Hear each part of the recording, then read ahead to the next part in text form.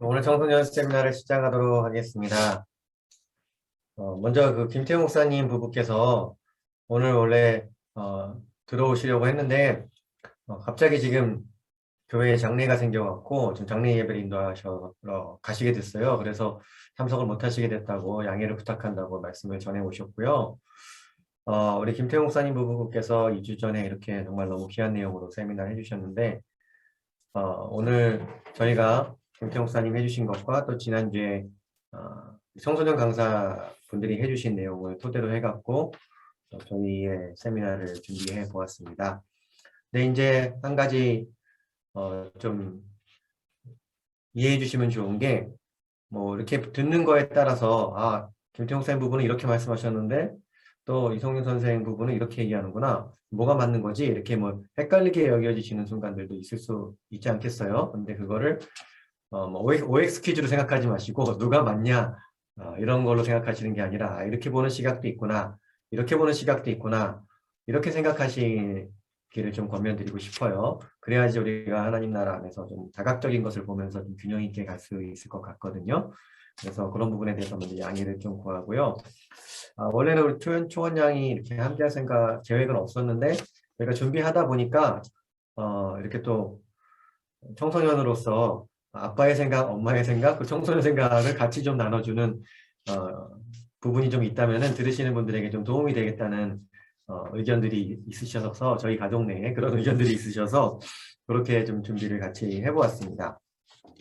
그리고 마지막으로 공지 드릴 거는 오늘 이제 이 모임이 세미나가 다 끝나고 나면은 제일 마지막에 우리 자녀들만 줌에 남아갖고 청소년 자녀들 나이 제한, 연령 제한이 있는 건 아니에요. 부모가 느끼시기에 또는 자녀가 느끼기에 나는 청소년 자녀다 생각하시면 남으셔도 됩니다. 그렇게 해서 청소년 자녀들끼리 허심탄회하게 좀 이야기를 나눠보는 시간을 가지려고 해요. 부모들은 그냥 아예 좀 빠져주려고 하고 거기서 좀 약간 치시껄렁한 얘기를 나누든 아니면은 좀 불건전한 얘기를 좀 나누든 뭐 처치 홈스쿨의 뒷담화를 까도 그러니까 어른들이 전혀 관여하지 않는 그런 시간을 한번 가져보려고 합니다. 네, 그렇게 하면서 이제 중요한 거는 청소년들끼리 뭔가 같이 할 일이 있거나 추진해보고 싶거나 도전해보고 싶은 게 있으면 그런 것도 한번 나눠보고 뭐 무조건 그런 걸 목표로 두고 이야기 나누라는 건 아니지만 그렇게도 해볼 수 있고 해서 이번 모임을 시작으로 청소년들이 또 이렇게 줌으로나마 자기네들끼리 이렇게 모임을 계속 해나가면서 처치홈스쿨 안에서 뭔가 자율적으로 움직일 수 있는 부분이 있다면 굉장히 아름다운 일이 될 것 같다라는 그런 생각이 들었습니다. 저희 셋이 이제 동의하는 바거든요. 그렇게 해서 그런 시간을 마련했으니까 오늘 강의랑 좀 이어지는 부분이 있어요. 그래서 이제 강의를 쭉 들어보시고 우리 자녀들이 그런 모임을 갖도록 우리가 시간을 내어주면 좋겠습니다. 네, 그러면 저희가 PPT 열고 한번 시작해 보겠습니다. 이거는 뭔가 하면은 이번에 우리가 세미나 시작하기 전에 설문조사를 하지 않았습니까? 그 설문조사 했을 때 청소년 관련해서 부모들의 질문만 모아봤을 때 통계적으로 이런 분야에 대해서 이 정도의 빈도를 갖고 질문해 주셨어요. 먼저 학습과 관련해서 이 정도의 질문해 주셨고 또 청소년기 또는 사춘기 양육과 관련된 부분을 또 질문해 주셨고 그 다음에 공동체 관련된 질문이 이 정도 있었고 진로 관련된 질문이 또 이렇게 있었습니다. 쭉 이런 질문들을 보고 저희가 통계도 내보고 하면서 이번 세미나의 방향을 좀 잡아봤는데 주제를 이렇게 한번 잡아봤습니다. 자율적인 삶이란 청소년들에게 우리가 어떻게 하면 자율적인 삶을 훈련해 주거나 또한 인도해 줄 수 있을까? 이 주제로 좀 부모님들과 또 자녀들과 같이 나눴으면 좋겠다는 생각이 들었습니다. 먼저 좀 잠깐 정리를 해보면 자율적인 삶, 우리가 원하는 자율적인 모습, 우리 자녀가 이런 자율성을 갖고 컸으면 좋겠다 이런 모습이 있지 않겠습니까? 그건 여기 지금 들어오신 모든 분들이 공감대를 갖고 있으시리라 생각을 해요. 그건 뭐겠어요? 첫 번째로는 건강한 삶의 습관이 있었으면 좋겠다. 스스로 옳은 결정, 뭐 하나님을 따라가는 결정, 성경적인 결정을 내리고 행동하는데 그게 스스로 결정하고 행동하는 거였으면 좋겠다. 이게 우리가 바라는 바고 또 스스로의 삶을 누가 잔소리하지 않아도 스스로 삶을 좀 관리하는 뭐 습관이라던가 뭐 시간 관리라던가 그 무엇이 됐던지 간에 그런 좀 건강한 삶의 습관이 있었으면 좋겠다라고 하는 게 우리의 바람이고 또 자기 주도적으로 성장했으면 좋겠다. 학습도 자기 주도적으로 누가 시켜서가 아니라 그리고 진로 탐색할 때에도 좀 자기가 적극적으로 찾아가면서 또는 적극적이 아니라 할지라도 뭐, 난 정말 이 분야에 하나님이 부르신 것 같아요. 이렇게 됐으면 좋겠다는 게 우리 바람이 아니겠어요? 근데 이게 지금 보면 굉장히 이상적이잖아요. 근데 우리 초원장 어떻게 생각해요? 이거 부담스럽지 않아요? 네. 이렇게 되는 게 네. 가능합니까? 반성도 많이 됐고요. 반성도 네. 많이 되고. 목소리 좀 크게 해주셔야 돼요. 뭐 넘어가도 돼요, 여기서? 네. 네, 좋습니다. 굉장히 이게 사실 이상적으로 느껴지는데 이런 삶을 살기 위해서 우리가 또 막 자녀를 푸시하고 자녀를 이런 삶을 만들기 위해서 막 지나치게 훈련도. 많이 훈련하고 하면은 그게 또 자율적인 삶이 안 되잖아요. 그러니까 굉장히 아이러니한 일이죠. 자율적인 자녀로 훈련시키는 게 불가능한 일은 절대 아니고요. 가능한 일이고 또 그렇게 우리가 해야 되는 일인데 이 신앙훈련, 신앙과 관련돼서 또는 학습과 관련돼서 또는 어떤 태도나 성품과 관련돼서 훈련을 해야 된다. 처치홈스쿨에서 계속 이렇게 배우잖아요. 그러다 보니까 훈련을 우리가 많이 해요. 그죠? 그런데 이 자율적인 자녀로 훈련시키려면 아주 중요한 게 있어요. 이게 사실은 오늘 이야기의 결론에 가까운 이야기입니다. 무엇인가 하면은 이걸 절대 놓치면 안 돼요. 자율적인 자녀로 훈련시키려면 아이러니하게도 더 많은 훈련이 필요한 게 아니라 청소년 시기에 이야기하는 겁니다. 특별히 청소년 시기에 이 여백과 결핍이 아주 필수적이에요. 자녀의 삶을 너무 많은 훈련과 너무 많은 스케줄로 꽉꽉 채워놓으면은 절대 청소년 시기에 자율적인 삶을 습득해 나갈 수가 없습니다. 적절한 훈련 당연히 필요하죠. 하지만 상당한 부분의 여백이 필요해요. 때로는 그게 우리가 스스로 만들어준 여백이 아니고 어떤 상황 가운데서 결핍이 있을 수 있어요. 진짜 얘가 학습을 이걸 해야 되는데 정말 이걸 배우지 못하고 있구나. 아니, 엄마가 지금 임신을 해갖고 또는 엄마가 아파가지고 우리 애를 못 봐주고 있구나. 뭐 이런 여러 가지 상황들이 있잖아요. 그거는 이제 우리가 원해서 생긴 게 아니니까 결핍이라고 볼 수도 있잖아요. 그런데 놀랍게도 그런 결핍되는 상황들이 한 사람이 청소년 시기에 자율성을 배워가고 어른으로 성장하는데 의외로 굉장히 필수적인 요소가 된다는 걸 이해할 필요가 있다는 거예요. 우리 청소년 시기라는 게 어떤가요? 여기에 대해서 우리 좀 설명을 해주신다면, 조 원장님. 굉장히 본인의 존재 가치에 대한 의문을 가지고 왜 사나 이런 생각을 하다가 네. 그러다가 또 하고 싶은 건 많은데 잘 안 돼서 실패도 되게 많이 하는 그런 시기인 것 같습니다. 네네.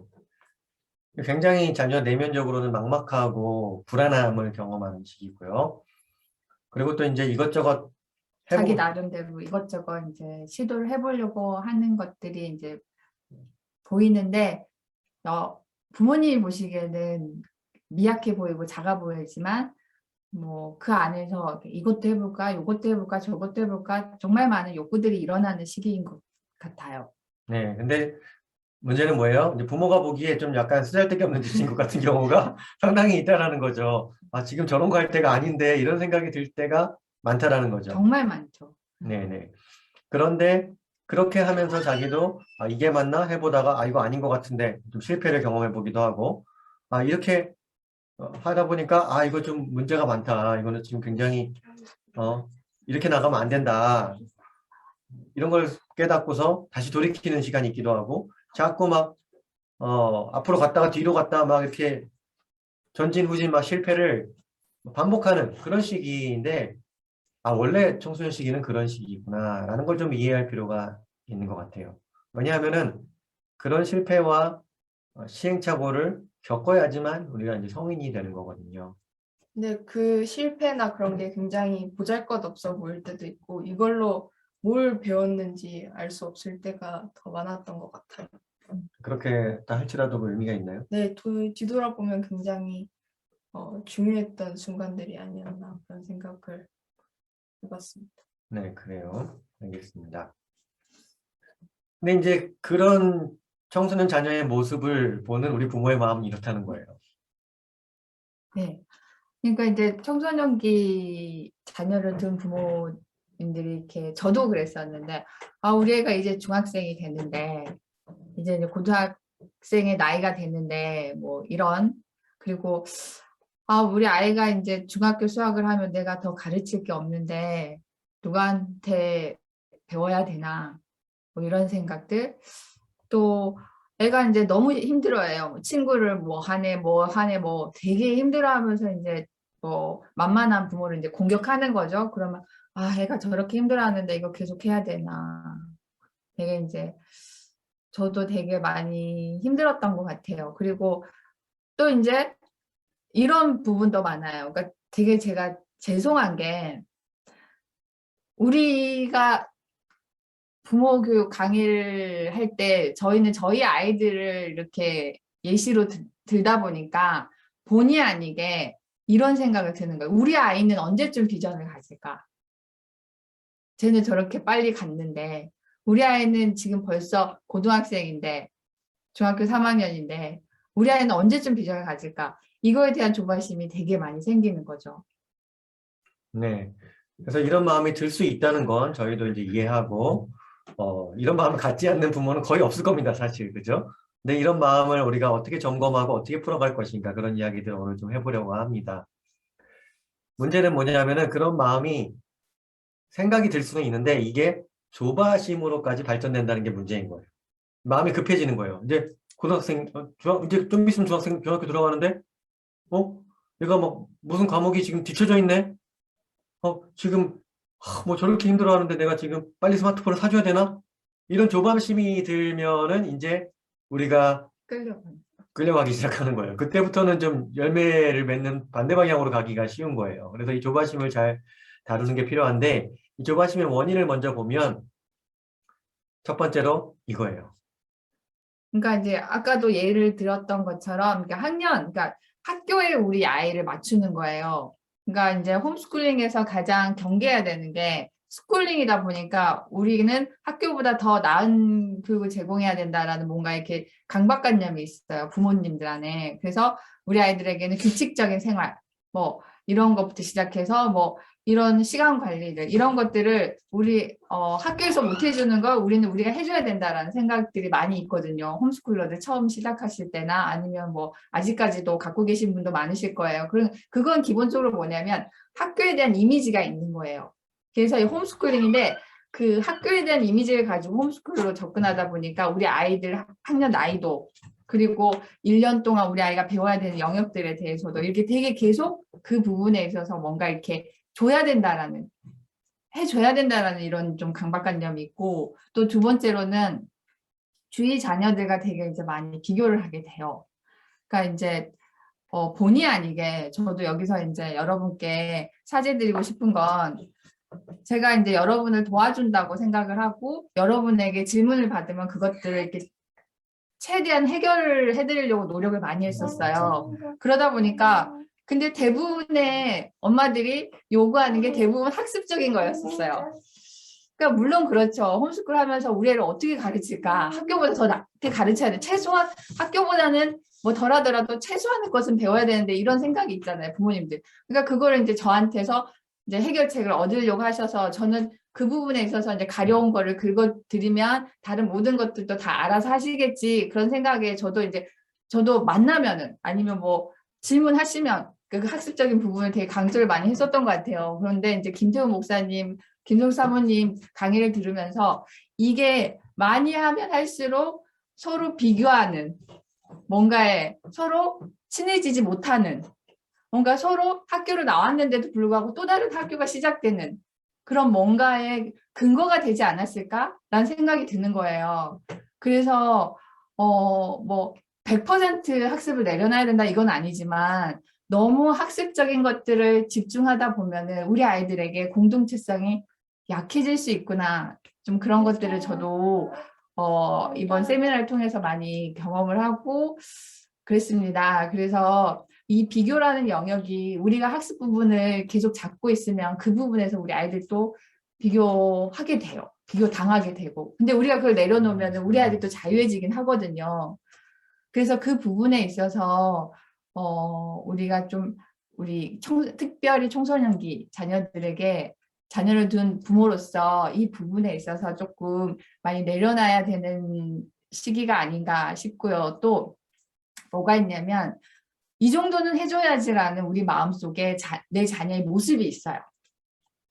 내가 이렇게 헌신하고 내가 이렇게 서포트하고 이렇게 지지하는데 그럼 너는 뭐 100% 엄마 마음을 알아주진 않지만 그래도 어느 정도는 따라와야지. 어느 정도 이 정도는 돼야지 하는 마음이 있어요. 아, 나 기대 안 해. 나 뭐 이렇게 안 해. 하더라도 우리 안에 내 딸이, 내 아들이 이 정도까지는 해줘야 되는 그런 영역들이 있거든요.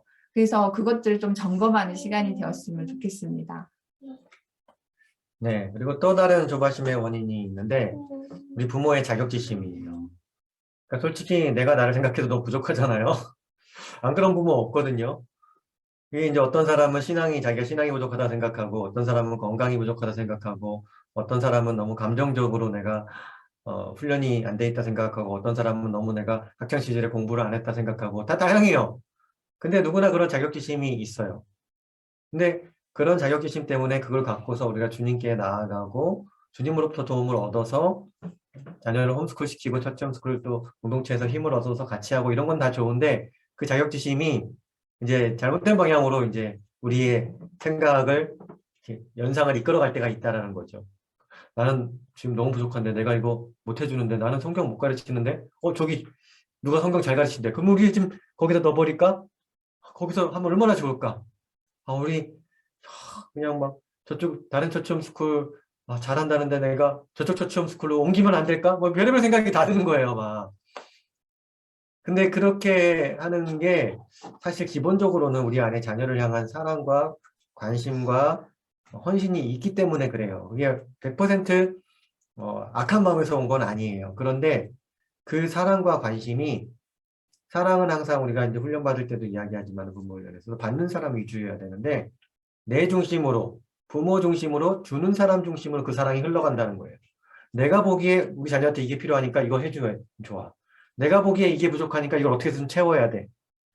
이런 식으로 생각하면서 또 하나 우리에게 드는 생각은 뭐냐면은 그래도 나보다는 좀 나은 사람이 되어야지 내 자녀가. 나는 공부를 못했지만 자녀는 잘해야지.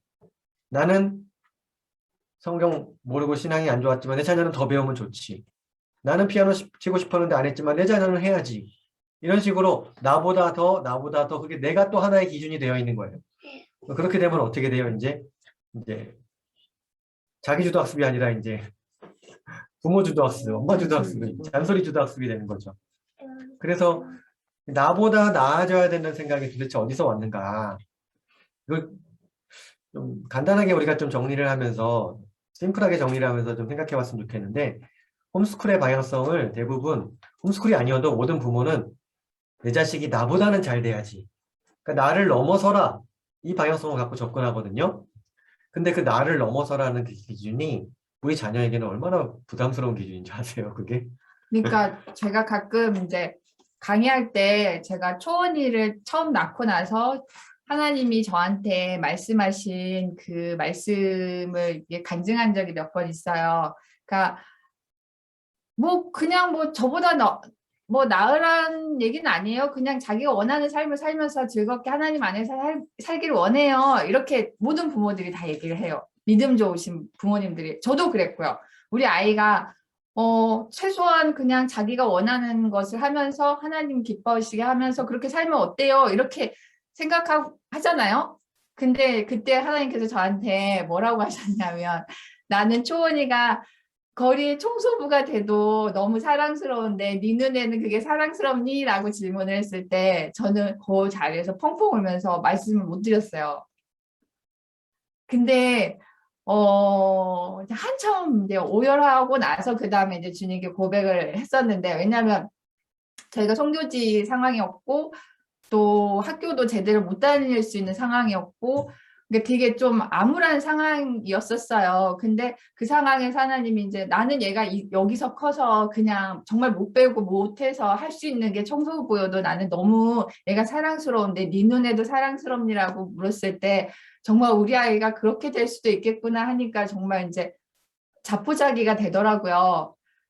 근데 그때 이제 그 고백을 드렸을 때, 아, 내가 좀 뭔가 내 안에 그 직면한 내 자녀에 대한 모습, 최소한에 갖고 있는 내 자녀에 대한 모습이 많이 좀 무너졌던 것 같아요. 예. 네. 나보다 자녀를 낳은 사람을 만들겠다는 그 방향성이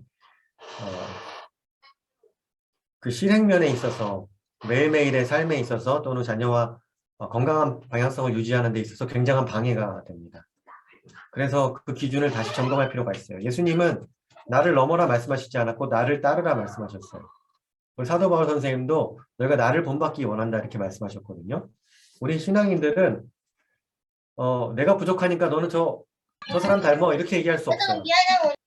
그렇게 얘기하면 어떻게 되는 거냐면 나는 책임 안 질 테니까 너나 잘해. 나는 바뀔 생각 없으니까 너만 바뀌어라는 메시지가 되는 거예요. 근데 예수님은 나도 힘들게 살고 있다. 그러니까 나를 따라가라. 바울 선생님도 너희가 이 고난을 십자가와 함께 영광과 함께 고난도 받아라. 나처럼 살아라. 그 말씀을 하셨던 거예요. 그러니까 우리가 자녀들에게 1차적으로 제시해야 되는 방향성은 뭐냐면은 나보다 나은 사람이 되라가 아니에요. 물론 우리 자녀들은 우리보다 더 훌륭한 세대가 될 거예요. 그거는 믿음을 가질 수 있어요. 기대해 볼 수 있어요. 근데 그거는 결과지 목표가 아니라는 거예요. 우리의 목표는 뭐냐면은 나 같은 사람을 만드는 일이에요. 놀랍게도. 우리가 예수님 닮아가고 이 아이는 나랑 상관없이 예수님 닮을 것 같으세요? 그러지 않다라는 거예요. 여전히 내가 너무 부족하지만 내가 조금이라도 예수님 닮기 위해서 포기하지 않고 노력할 때에 이 자녀가 나를 닮아가면서 예수님을 닮아가는 거지 나를 패스하고 예수님을 닮을 수가 없어요. 그게 신앙도 그렇지만 학습도 마찬가지고 내가 영어를 아무리 못해도 내가 포기하지 않고 자녀와 같이 성장하면 우리 자녀는 나를 닮아서 계속 성장하는 사람이 되지만 내가 포기하고 너는 저기 회화 학원 가서 계속 회화만 잘해. 그렇게 잘 되지 않습니다.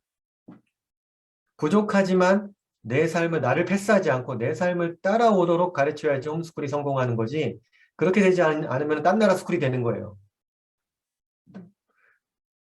우리의 목표는 다른 게 아닙니다.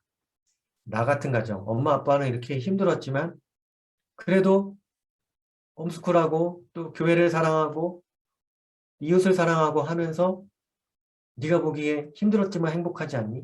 너도 우리와 함께 힘들었지만 즐거운 일이 많았지 않았니? 너도 나처럼 살아, 우리처럼 살으렴. 너도 가정 생기면 이렇게 살으렴. 이걸 가르치고 싶은 거고 이 과정을 통과해야지 결과적으로 우리를 넘어서는 사람이 될 수 있는 거예요. 근데 이 과정을 통과하지 않고 패스하면 절대 우리를 넘어서는 사람이 될 수가 없어요. 물론 이제 사춘기 자녀들이 뭐 나같이 살라고 해서 사는 애가 몇 명이나 될 것 같은데 우리 딸도 나 엄마처럼 살기 싫어 이제 요새 그러거든요. 엄마처럼 맨날 애만 낳고 옛날에는 살고 싶다 그러지 않았나? 근데 엄마를 닮고 싶다 그랬는데 그 애가 이제 사춘기가 지나면서 엄마처럼 맨날 애만 낳고 그렇게 살고 싶지 않아 뭐 이렇게 이제 얘기하고 그렇거든요. 그러니까 이게 이제 뭐 이제 지금 실제를 말씀을 드리는 거예요. 이제 우리 아이의 어떤 반응과 상관없이 우리는 우리의 삶을 가르친다고 생각을 하시면 좋을 것 같아요. 그러니까 우리가 실수하고 넘어지고 남편과 싸우고 뭐 때로는 정말 이상한 모습도 보이고 하지만 그 모습이 그냥 우리 자녀에게 나를 딛고 가는 이걸 통해서 우리 자녀가 나와 같이 성장해가는 그런 시간들로 여기시면 좋겠다라는 생각이 들어요. 그러니까 우리 아이에게 너무 이상적인 것을 보여주면서 이렇게 살아가 아니라 나의 현실을 보여주면서 엄마는 이렇게 살았단다 라고 보여주는 거죠. 어떻게 보면 엄마 아빠는 이렇게 살았단다. 그렇죠. 그렇게 돼야지 우리의 말이 자녀에게 먹히지 우리를 패스하고 저쪽 훌륭한 데로 가라 하면은 그때부터는 우리 말이 먹히지 않고 우리가 이야기하는 하나님도 우리가 얘기하는 신앙도 이 자녀에게 너무 먼 일이 되어버리는 거죠. 그래서 1차 목표는 부담을 갖지 마시고 그냥 나 같은 사람 만든다. 근데 이게 우리가 수긍이 잘 안 돼요. 어떻게 나 같은 사람 만드는 게 이게 교육의 목표가 될 수 있는가.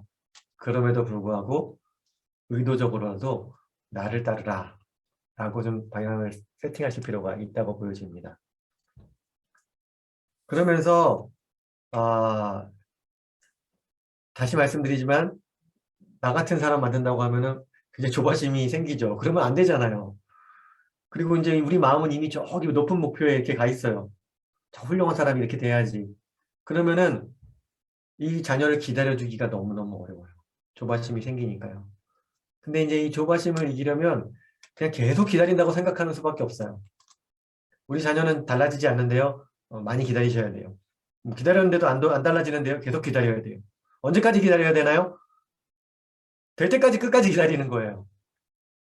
그러니까 청소년기는 김태우 목사님 강의에서도 그랬고 어진군의 그 간증에서도 그렇고 믿음을 갖고 관심을 가지고 기다려주는 거 그거밖에는 그 해답이 없어요. 잔소리가 먹히지 않는 시기고 잔소리로 이렇게 어떻게든 끌고 가더라도 그 아이 안에 주체성이 없는 거죠. 잔소리라고 표현하니까 좀 이게 그런데 어떤 좋은 가르침도 잘 먹히지 않는 시기다. 네, 네. 왜냐하면 이미 커버렸기 때문에. 그래도 내가 잔소리 아니고 나는 건강하게 얘기하고 있잖아 라고 부모는 생각하는데 그렇지 않다라는 거예요. 건강하게 얘기하는 그 건강한 가르침도 안 먹히는 게 좀 어떻게 보면 자연스러운 시기다. 왜냐하면 성인이 되어가고 있고 자기 생각이 들어가고 있으니까요. 이미 그리고 우리가 했던 얘기에 대부분은 그 아이도 알고 있어요. 우리는 그냥 반복할 뿐이죠. 네, 그건 이제 반복하니까 잔소리가 되죠, 당연히. 근데 그 아이도 아는데 안 되는 시기가 청소년 시기거든요. 그러니까 우리가 100마디 좋은 얘기를 하더라도 그 아이에게 도움이 되는 게 아니라 오히려 그게 독이 되는 거예요. 나도 안다고. 나도 아는데 안 된다고. 이런 시기거든요. 그 시기에 우리가 그러니까 엄마 말 들어야지. 이렇게 아침에 일어나고 뭐 이렇게 우리가 한다해서 걔가 움직이느냐 움직일 수 있는 시기가 아니라는 거예요. 그렇게 해서 움직여지는 경우가 있어요. 움직여지면 그 아이의 마음이 닫혀지죠. 이제. 내가 움직여는 준다. 근데 마음은 절대 안 준다. 이렇게 되는 거죠, 이제. 아니 이제 그렇게 움직여서 가는 아이도 있어요. 그러니까 엄마 나 뭐 해야 돼? 엄마 이거 할까? 엄마 계속 엄마한테 물어가면서 그러니까 주도적인 게 아니라 뭔가 이렇게 압박을 해야만 뭔가 시켜야만 자기는 공부하는 그런 게 익숙한 아이들이 있어요. 대부분 이제 학교에서 생활하는 아이들이 그렇고 학교에서 막 빠져나온 아이들이 그래요. 그래서 자기가 뭔가 주체적으로 하는 것보다는 누가 시켜서 언니까지 해와라 이렇게 해야 뭔가 이렇게 해가는 그런 아이들이 있어요. 근데 우리가 만약에 이 학교에서 빼와가지고 우리 아이에게 너무 애를 기다리는데 애가 안 되니까 누군가에게 애를 맡기고 이 선생님한테 좀 말을 잘 듣네 하고 얘한테 맡기는 그 순간 그 아이는 자기 주도성이나 주체성이 사라지는 거예요. 자기주도적인 그런 삶을 조절하고 이런 것들을 그러니까 많은 실패와 업앤다운을 통해서 자기가 그것들을 습득해 가는데 그게 안 되는 걸 보고 너는 이렇게 해야 되는구나라고 해버리면은 자꾸 더 밀려나는 거예요. 그 아이가 언젠가는 대학교에 들어가서 때로는 사회생활에 들어가서 결국에는 혼자 이런 것들을 스케줄링 하면서 해 나가야 되는데 자꾸 그런 훈련들이 늦춰지는 거라고 생각하시면 좋을 것 같아요. 특별히 이제 우리 처치 홈스쿨 안에 보면은 어려서부터 이렇게 홈스쿨, 처치 홈스쿨을 하면서 청소년 시기가 된 자녀들이 있고 그러지 않고 이제 청소년 시기가 이미 되어서 점수를 시작하거나 청소년 시기 거의 다 달아서 막 예를 들면 4학년, 5학년 그러니까 11살, 12살, 13살 뭐 이럴 때에 이제 처치 홈스쿨을 시작하는 자녀들이 있단 말이죠. 그런 가정들이 있단 말이죠. 그런 경우에 저희도 이해는 합니다. 저희가 그런 입장이라도 그럴 것 같아요. 조바심이 굉장히 많이 생겨요. 그리고 학교 다닐 때 그래도 뭐라도 하는 것 같았는데 학교에서 딱 빠져나오니까 정말 아무것도 안 하는 거예요. 근데 이게 언제까지 이러고 살지 이게 뭐 기약이 없게 느껴지니까 기다리는 게 정말 어려워요. 그런데 제가 한 가지 말씀드리고 싶은 건 뭐냐면은 저희가 이제 여러 사례들을 보고 있잖아요. 계속요. 근데 그 자녀가 고등학생 때 학교를 나와서 홈스쿨을 시작하던 중학교 나이 때 시기에 나와서 시작하든 또는 초등학교 한 3, 4, 5학년 이상 초등학교 고학년 정도 됐을 때에 홈스쿨을 시작하던 연령대가 굉장히 다양한 것 같지만 이 세 가지 모두 학교를 딱 관두고 자기한테 엄청나게 많은 자유와 시간이 주어졌을 때 그때 처음으로 자기 인생의 미래에 대해서 자기 진로에 대해서 고민을 하기 시작하더라고요. 무슨 소린가 하면 계속 전까지 학교 다녔어요. 근데 초등학교 때 관뒀어요. 중학교 때 관뒀어요. 고등학교 때 관뒀어요. 이 세 아이가 똑같이 학교 관두고 홈스쿨 시작하자마자 같은 고민을 하는 거예요. 그 고민이 뭐냐면 자기 미래에 대해서 진로에 대한 고민을 그때서야 처음 시작하는 거예요. 근데 관두기 전에는 그 고민을 몇 살의 나이가 되더라도 안 하고 못 하고 있더라도요. 왜냐? 누군가 계속 나를 먹여주고 있고 끌어주고 있기 때문에. 근데 학교에서 딱 빠져나온 그 이후에 홈스쿨을 시작했음에도 불구하고 부모님이 계속 뭔가를 불필요하게 많이 끌어주고 채워주려고 하면은 이 아이는 학교를 안 다니면서도 학교를 다니는 다닌 효과가 거고. 나서 자기의 미래에 대해서 진로에 대해서 주체적으로 생각해 볼 기회가 계속 늦어진다는 이야기를 저희 아내가 지금 한 겁니다. 그래서 너무 어려운 일입니다. 어려운 일이라고 저희도 인정해요. 어렵지만 정말 많이 기다리셔야 돼요. 한 1, 2년 정도 아무것도 안 하는 거를 좀 대수롭지 않게 여기실 필요가 있어요. 그래도 되나요? 되나요? 조언요?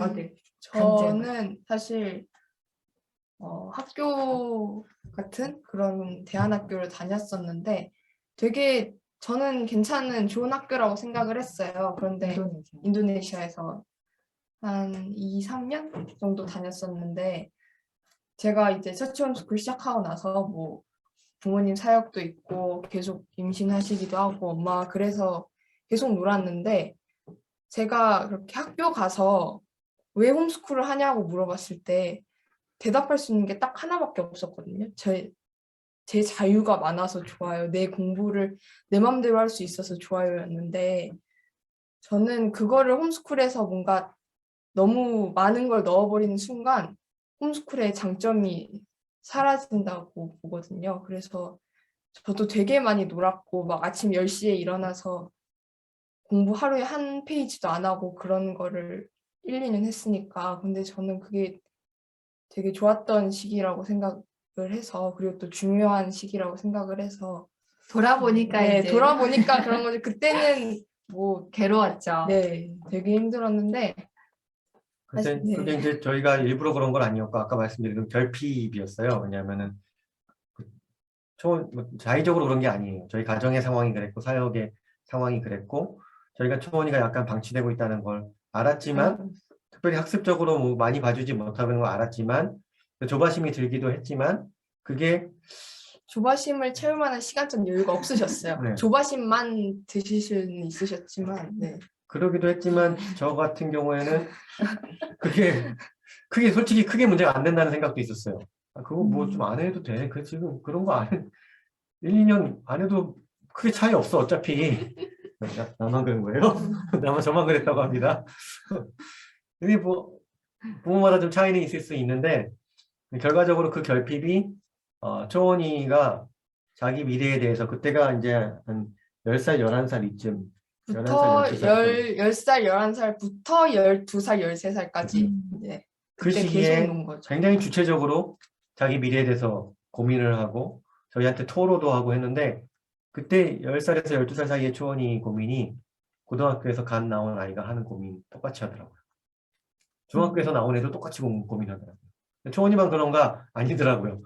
초등학교 5, 6학년 시기에 그런 학교에서 나온 아이들은 비슷하게 정도의 차이는 있을 수 있지만 비슷하게 그 고민을 시작하더라고요. 그게 아주 귀한 일이라는 걸 알아야 돼요. 절대 홈스쿨 아니고서는 그걸 시작하기가 너무너무너무 어렵고 현실적으로 거의 불가능한 일이라는 거. 근데 우리 자녀들이 그런 시간을 가질 수 있게 하나님이 허락해 주셨다는 거. 이게 얼마나 감사한 일인지 몰라요. 그걸 생각하면 조금 조바심을 이겨내는데 도움이 될지도 모르겠습니다. 쉽지는 않아도. 근데 이제 우리 아이들, 그러니까 엄마 부모의 조바심보다 우리 아이들 청소년기의 아이들의 조바심이 더 크다는 걸 좀 이해해 주셨으면 좋겠어요. 표현을 잘 안 해도 사실. 그러니까 언제부터 사춘기인가요? 이렇게 여쭤보신다면 저는 아이마다 다르다고 생각을 해요. 뭐 16까지 해맑게 이렇게 할 수도 있고 뭐 10살 지났는데 엄마 무슨 얘기 하면은 왜요? 왜 그러는데요? 왜 그렇게 생각하는데요? 그래서 이제 말꼬리를 물다가 엄마가 이렇게 강하게 나가면은 입을 싹 닫아버린다. 그러면 이제 사춘기가 시작됐구나 이렇게 생각하시면 돼요. 그러니까 뭔가 자기 안에 생각이 많아지는 거죠. 근데 사춘기 아닐 때는 자기 안에 생각들 좀 얘기하고 입도 쭉 내밀고 뭐 이렇게 뭐 표현을 하고 그러는데 사춘기가 되면은 엄마가 뭔가 이렇게 자기가 다른 생각을 뭔가 이렇게 강요하려고 한다 그러면 싹 닫아버리는 그런 시기가 와요. 그 시기가 10살에 올 수도 있고요. 9살에 올 수도 있고요. 13살에 올 수도 있어요. 자녀마다 다 다르기 때문에 그리고 이제 자녀의 성향상 또 속으로 삭히는 아이는 또 그런 성향이 빨리 보일 수도 있고 그러거든요. 그러니까 그것들은 이제 잘 관찰하셔야 돼요. 우리 아이에게 지금 뭔가 엄마가 모르는, 아빠가 모르는 뭔가의 생각들이 지금 머릿속에 복잡하구나 이런 것들을 감지하셔야 돼요. 그 뒤부터는 뭔가 이래라 저래라가 아니라 이 아이 안에 고민이 많구나. 이 아이가 뭔가 계속 고민하면서 그 방황을 하는구나. 그 방황을 지지해 줘야겠다. 응원해 줘야겠다. 하지만 내버려 둬야겠다. 이런 시기가 필요해요. 언제까지요? 끝까지. 내버려둔다기보다 이제 잘 지켜봐 줘야 되겠다. 그렇죠. 지켜보는데 아니 근데 그렇게 지켜봐 달라 그러면은 자꾸 우리는 뭔가를 해줘야 된다 생각을 해요. 그래서 그 방향을 뭐 이렇게 이끌어 줄까, 뭐 뭔가 붙여줄까, 뭔가 이렇게. 그리고 그때 우리 청소년기 아이들도 무슨 생각을 하냐면은 자기가 너무 한심하고 불안하니까 뭐라도 붙잡고 싶은 거예요. 그래서 홈스쿨러 분들이 대부분 하는 게 악기예요. 예체능이에요. 근데 그 예체능 하는 아이들한테 물어보면은 이거라도 잡고 있어야 자기가 불안하지 않다고 얘기 많이 하거든요. 피아노를 하는 애들은 이거라도 좀 잡고 있어야 자기가 뭔가 하고 있다는 느낌이 들고 미래에 대해서 불안하지 않다고 얘기를 해요. 불안하니까 애들이 와서 오히려 엄마 저 학원 좀 보내주면 안 돼요? 이렇게 얘기하는 거예요. 홈스쿨하고 있는데도. 그럼 그 부모들이 또 저희한테 와갖고 애가 하고 싶다는데 해줘야 되는 거 아니에요? 이렇게 얘기하는 거죠. 근데 그 불안함이 크고 또 그 불안함이 우리보다 자녀가 더 많을 수 있다라는 것을 이해하는 것이 굉장히 좋은 출발점이 돼요. 우리만 조바심이 있는 게 아니냐. 쟤는 더 지금 마음이 급하다. 이걸 좀 이해할 수 있으면 너무 좋은 것 같아요. 그래서 그런 조바심이 있는가 없는가를 점검하는 방법 중에 하나는 이제 기쁨이 있는가거든요. 원리 원칙도 다 좋은데 지금 우리 아이랑 성경 공부하는데 이게 우리 안에 아이와 내 안에 그리고 이 아이의 마음 가운데 진정한 기쁨이 있는가? 학습을 같이 하는데 이게 기쁨이 있는가? 뭐 배워보자고 했고 배워보는데 그 안에 정말 어떤 뭔가를 알아가고 깨달아가는 그런 기쁨이 있는가? 이걸 점검해 보면 좋은데 예를 들어 학습을 갖고 너무 먼저 좀 설명을 해본다면 그러니까 이제 이거는 조금 저학년 아이들한테 좀 점검할 수 있는 얘기예요. 그러니까 뭐 공부를 재미로 하자 이런 건 아니에요. 뭐 하나님 중심 교육에서 막 쾌락을 뭐 추구하자 이런 거 아니잖아요. 근데 우리 아이들에게는 그 학습의 그 삶의 기쁨을 어떻게 표현하냐면 엄마랑 공부하는 거 재밌어요? 물었을 때 뭐 힘들지만 재밌어요. 이렇게 얘기를 하거나 그래도 하고 싶어요. 이런다든지 뭔가 이렇게 긍정적인 반응을 한다면은 그것은 우리 아이 안에 그거 엄마 안에 제대로 가고 있구나. 나를 엄마를 엄마랑 관계가 잘 맺어진 상황에서 가고 있다는 뜻이에요. 가고 있구나. 라고 점검을 하시면 되는데 엄마랑 하는 게 엄마도 힘든데 너도 힘드니? 힘들어요. 이런다든지 너무 힘들어요. 이러면은 그러면 우리 좀 그만두자. 엄마랑 공부하는 게 재밌거나 이렇게 뭔가 다시 하고 싶은 욕구가 들 때까지 조금 쉬자. 이렇게 할 수 있는 게 홈스쿨이거든요. 그러니까 그렇게 쉴 수 있는 게 홈스쿨이에요. 그래서 뭔가 쉬어가는 게 뭐 한 달이든 2달이든 6개월이든 1년이든 할 수 있는 게 홈스쿨이거든요. 그리고 그거를 만회할 수 있는 힘도 그 쉼에서 나오거든요. 그렇기 때문에 점검을 해서 이게 엄마도 힘들고 애도 뭐 이렇게 따라주지 않고 우리 진지하게 얘기를 했을 때 같이 하는 게 너무 재미가 없다 그러면 우리 재미가 다시 생겨날 때까지 뭔가 엄마랑 같이 뭔가를 해보고 싶어라는 욕구가 들 때까지 우리 조금만 쉬어보자. 그리고 너가 네 안에 그런 필요나 욕구나 엄마 나 좀 도와주세요. 나 같이 해보고 싶어요. 이럴 때 엄마 언제든지 도와줄게. 라고 그러니까 계속 끌고 왔다면 끌지 말고 네가 필요한 만큼 엄마를 활용해라. 이렇게 아이가 필요해서 엄마 나 좀 도와주세요. 나 좀 도와주세요. 할 수 있는 게 뭔가 이렇게 주객이 전도돼야 되는 거죠. 그렇게 됐을 때 이 아이의 기쁨이나 이런 것들, 그리고 우리가 도와줄 때 그 보람도 있고 그러거든요. 근데 마냥 끌고 갈 수는 없기 때문에 이런 것들 좀 점검해 주셨으면 좋겠어요. 네, 그러면서 이 여백은 결핍이 됐건 여백이 됐건 이게 오는 시기가 있습니다. 근데 그거를 잘 활용하시면 좋다라는 거예요. 잘 활용하는 방법은 네, 관찰만 하기예요. 그러니까 우리는 아이들에게 주고 싶은 게 많아요. 그리고 우리 세대가 부모님께 많이 받은 분들도 계시지만 상대적으로 적게 받았다고 생각을 하고 사는 세대예요. 지금 우리 40대, 30대 뭐 세대가 그런 세대예요. 그러다 보니까 우리 아이한테 이것들을 더 해주고 싶은 거, 내가 못 받았던 거 이거 해주고 싶고 뭐 이런 거라든지 뭐 되게 해주고 싶은 게 많아요. 그러다 보니까 또 우리 아이가 저 친구는 뭐 하는데 엄마 뭐 이게 뭐 하는데 그러면은 우리가 우리 아이에게 뭐가 필요할까? 뭐가 흥미가 있을까? 이렇게 관찰하다가 뭔가 이렇게 아이에게 뭔가 필요한 게 있으면 당장 해주고 싶은 마음이 막 들거든요. 근데 그냥 관찰만 하는 거예요. 그러니까 필요를 당장에 채워주지 않고 당장 관여하지 않고 엄마 나 뭐가 배우고 싶어요. 그러면 그게 배우고 싶구나. 알겠어요. 그러니까 뭔가를 아이가 배우고 싶다는 그 생각이 들었을 때 바로 반응하는 게 아니라 그게 욕구로 바뀌었는데도 안 되고 그 안에서 좌절도 하고 결핍도 일어나는 그런 시기들을 조금 뒀으면 좋겠어요.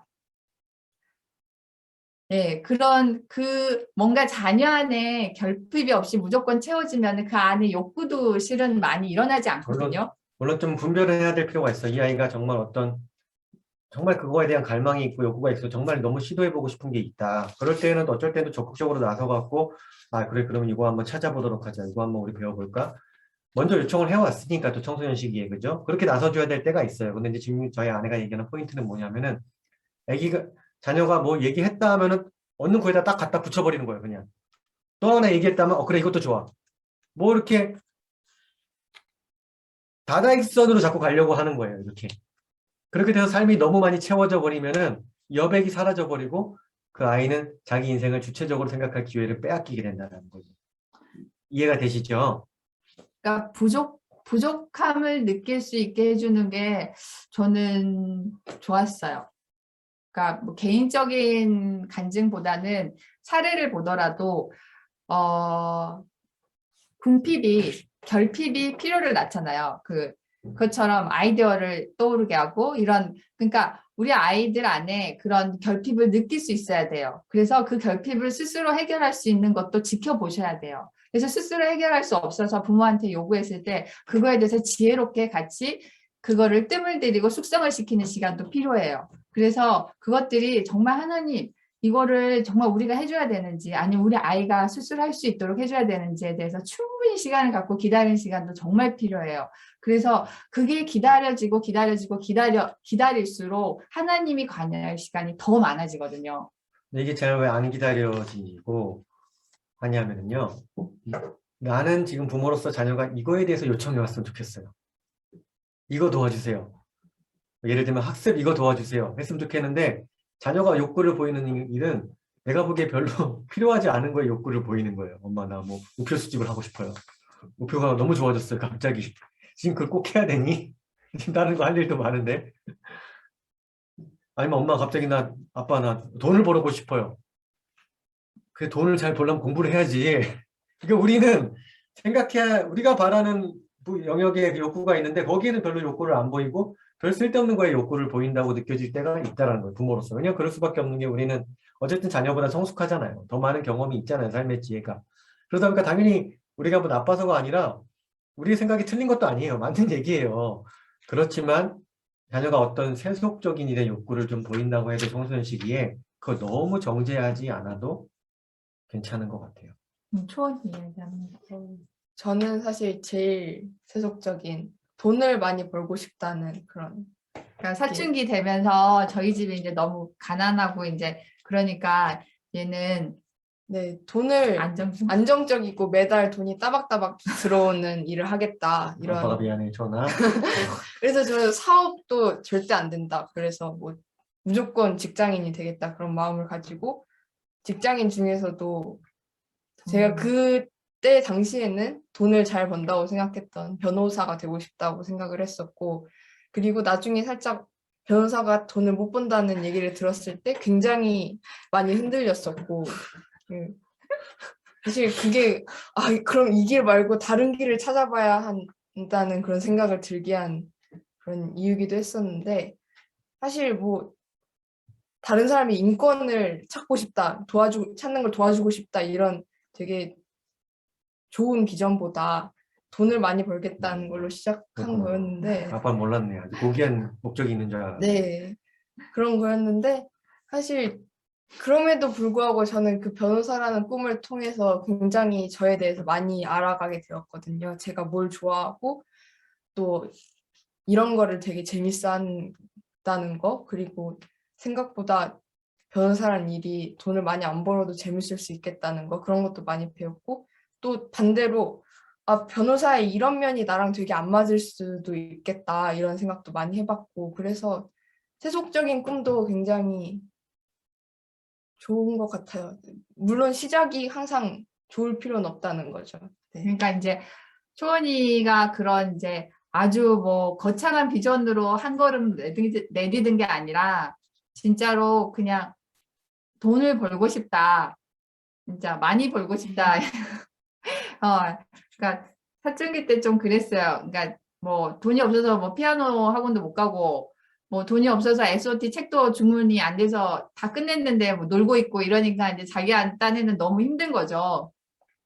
그러니까 이제 나는 돈을 벌어야겠다 해서 이제 뭐 여러 가지도 시도를 했어요. 뭐 팝콘을 시장에서 팔아볼까 뭐부터 시작해서 그래서 뭐 막 사업 계획서를 써보기도 쓰기도 하고, 하고 뭐 신문사를 뭐 조직해가지고 신문을 팔까 뭐 해가지고 막 학생들 모아가지고 뭐 하기도 하고 뭐 여러 가지 하면서 이제 그 돈을 벌겠다는 그런 아주 그냥 기본적인 세속적인 욕구로 인해서 다양한 것들을 했던 것 같아요.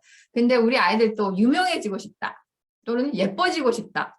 또는 뭐 하고 싶다. 귀찮아서 이렇고 싶다. 이러는 뭔가 하나의 그런 것들이 있을 수 있거든요. 그게 악이 아니면 뭐 악하지만 않은 남을 괴롭히거나 남을 피해주는 일이 아니라면은 그것 또한 지지해주고 그래 뭐 그러고 싶다면 그런 쪽으로 한번 해봐라 하면서 자기를 발견해가면서 거기서 하나님이 그냥 걔를 내버려 두시지 않으시거든요. 그렇게 되면서 만약에 이 자녀가 우리는 지금 홈스쿨을 가정하면서 얘기하는 거잖아요. 그렇게 되면서 그런 비슷한 애들이랑 학교 다니면서 어울리면서 맨날 그러고 돌아다닌다. 이건 문제가 있죠. 근데 우리 자녀들은 지금 홈스쿨을 하고 있는 상황이란 말이에요. 그러니까 베이스를 중심을 잃어버릴 가능성이 훨씬 적어요. 그런 상황에서 이런 것들 한번 시도해보고 이렇게도 한번 생각해보고 생각만 한 게 아니라 실제 그쪽으로 한번 이렇게 발을 디뎌보기도 하고 딱 뒤져보니까 이건 아니네. 빼기도 하고, 이런 경험들이 너무나 큰 자산이 된다는 거예요. 그런 걸 해봐야지 뭔가 하나님의 나를 향한 계획을 발견할 수 있는데, 그러지 않고 쭉 지켜만 보다가 갑자기 정답을 탁 체크할 수 있는 게 아니라는 거죠, 사람 인생이. 그러니까 이제 그 초등 저학년 시기까지는 그러니까 9살 이전, 그러니까 10살도 조숙한 아이는 사춘기가 오더라고요.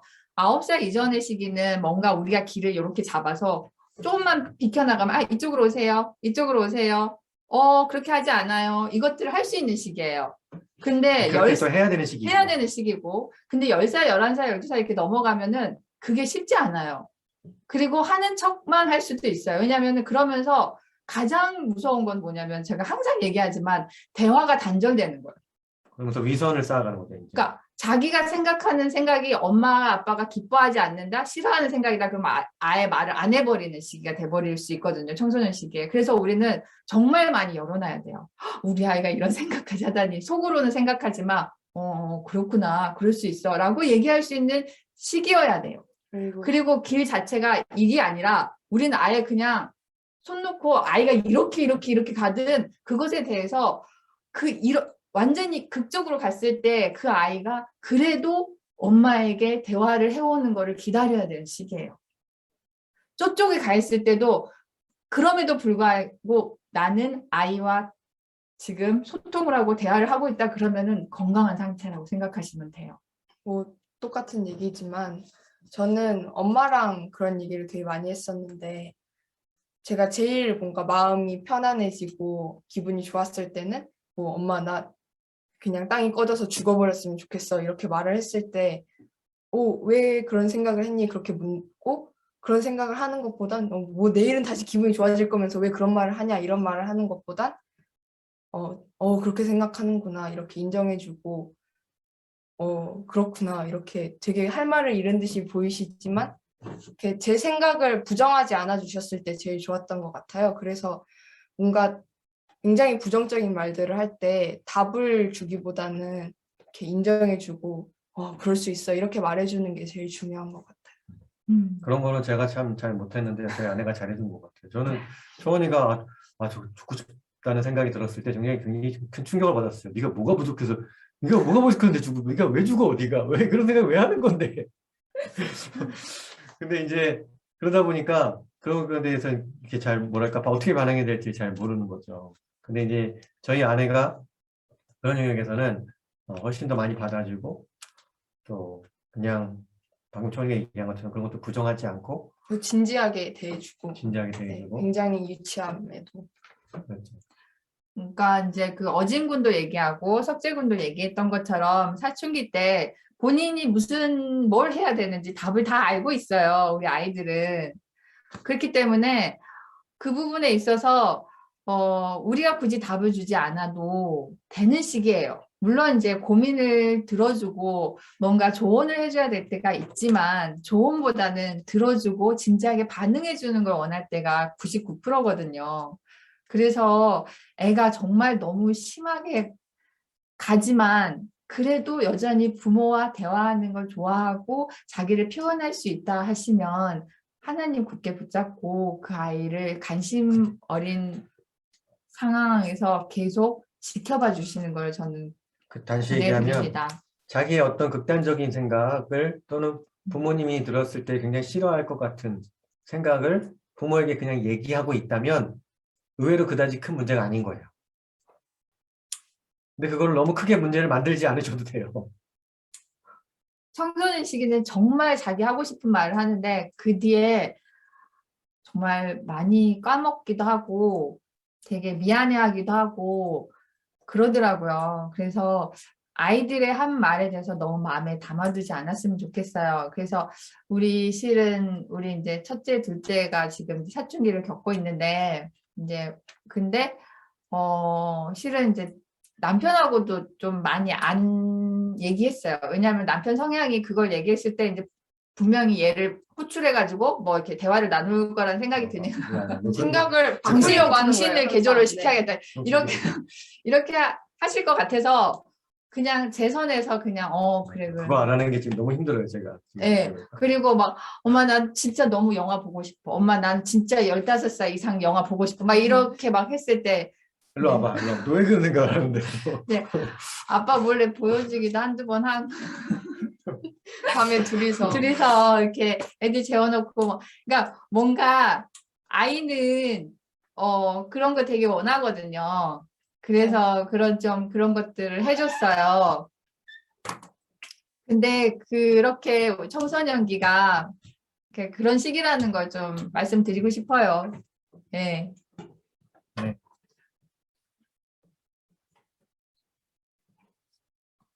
네, 그렇게 해서 여백을 활용하는 방법도 이야기를 하는데 자녀가 이제 삶에 그 여백이 있을 때 뭐가 됐든지 좀 우리가 보기에 좀 약간 시덥지 않은 일이라 할지라도 그거에 좀 어쨌든 사람은 몰두하기도 해요.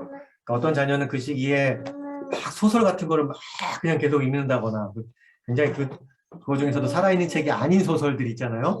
그런 거를 막 그냥 하염없이 읽고 있다거나 아니면은 그냥 계속 음악만 듣고 있어요. 보면 가스펠도 아니야. 음악 보면은 막 가요만 계속 듣고 있어요. 막.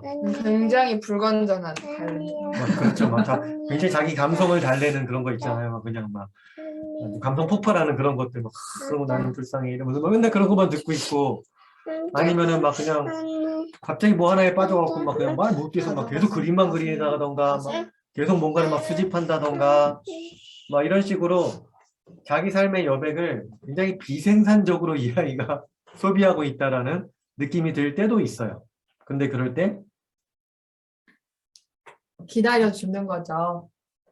언제까지? 그 아이가 엄마 나 좀 힘들어 좀 도와줄 수 있어요 라고 더 이상 이렇게 살면 안 될 것 얘기해 같아요. 좀.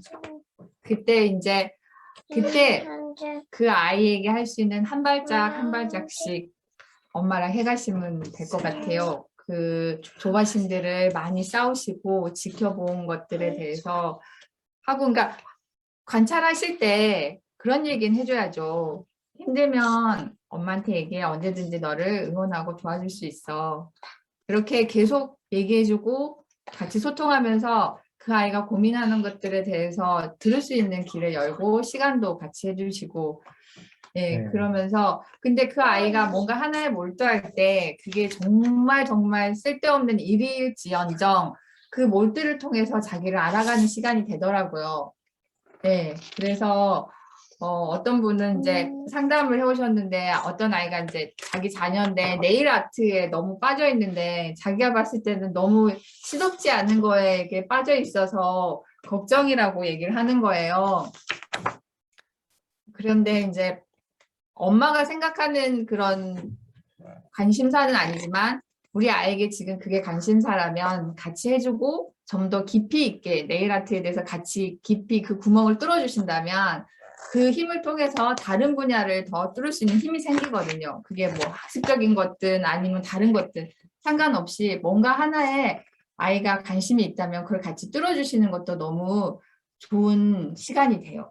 그 아이를 그렇죠. 알아가고 또 그걸 통해서 아이가 부모와의 관계 가운데 신뢰를 얻게 되거든요. 근데 그 신뢰가 또 같이 그 관계를 맺어가면서 한 발 한 발 나아갈 수 있는 홈스쿨링을 할 수 있는 그 기반이 되더라고요. 그렇죠. 이게 시행착오와 죄는 좀 다르다는 거죠. 이해할 필요가 있는 것 같아요. 시행착오를 겪을 수 있어요. 우리가 지금 이런 얘기를 막 하면 또 오해하시면 안 되는 게 그러니까 뭐 죄도 좀 지어봐야지 이 아이가 나중에 잘 믿는다. 이런 주의는 아니에요. 그런 얘기를 하는 게 아니거든요. 심각한 죄로 나아가지 않는 경우가 사실 대부분이라는 거예요. 우리 청소년들이 어떤 우리가 생각하기 일탈이라는 걸 할 때에 그때 그냥 그래 그럴 수 있겠다. 좀 잠깐 그런 거를 이렇게 시도하는 시기인가 보다라고 생각하고 기다려주는 게 너무너무 필요하다는 거예요. 부모님이 믿어주고 기다리고 있다는 걸 알기 때문에 돌아오는 거예요, 걔네들이요. 그러지 않고 우리가 그걸 기다려주지 않고 계속 이 아이를 바꾸려고만 하면 이 아이에게는 선택지가 없어요. 하나밖에 없어요. 그냥 마음을 닫는 것밖에 없어요, 선택지가.